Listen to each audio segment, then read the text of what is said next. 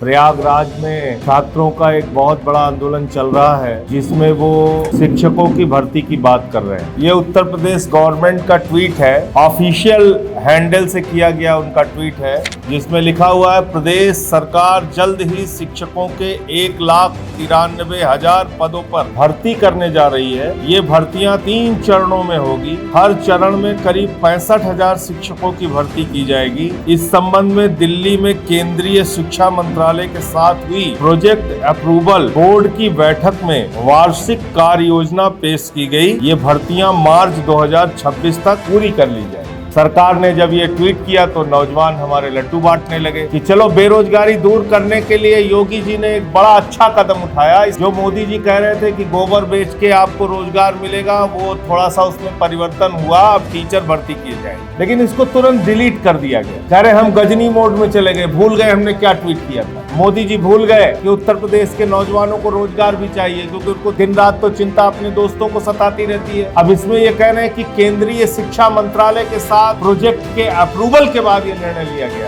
तो इसका मतलब केंद्र की सरकार मोदी जी, राज्य की सरकार योगी जी, दोनों ये 1,93,000 शिक्षकों की भर्ती करने के दावे से पीछे हट गए, ट्वीट डिलीट कर दिया। अखबारों में खबर प्रकाशित करवाई, यूपी में मार्च तक 2 लाख शिक्षकों की भर्ती होगी। मेरा ये कहना है कि नौजवान उत्तर प्रदेश का आत्महत्या करने को मजबूर है। जो बहुत सारे बच्चे अपने माँ बाप से पैसा लेके प्रयागराज में, लखनऊ में, कानपुर में, मेरठ में, वाराणसी में, गोरखपुर में, बड़े बड़े शहरों में जाके रहते हैं, तैयारी करते हैं, सोचते हैं कहीं क्लर्क की जॉब मिल जाए, टीचर की जॉब मिल जाए। अब तो चपरासी के लिए भी MA पास और डिप्लोमा इंजीनियर और इंजीनियर भर रहे हैं। ये हालत बेरोजगारी की हो गई है। तो लोग सोचते हैं कहीं कोई छोटी मोटी नौकरी मिल जाए, और आप उनकी जिंदगी के साथ बार बार खिलवाड़ करते हैं। कभी पुलिस भर्ती के नाम पे लाखों फॉर्म भरवा लेते हैं, फिर बाद में उसमें कहते हैं घपला हो गया, घोटाला हो गया, पेपर लीक हो गया। फिर कभी कोई दूसरी भर्ती निकलती है, उसमें पेपर लीक हो गया। छात्रों का, नौजवानों का भविष्य बर्बाद हो रहा है। इस मामले में आम आदमी पार्टी पूरी तरीके से प्रयागराज में जो नौजवान आंदोलन कर रहे हैं, बेरोजगार आंदोलन कर रहे हैं, हम उनकी मांगों के समर्थन में हैं और योगी सरकार को चेतावनी देना चाहते हैं कि आप उनकी मांगों को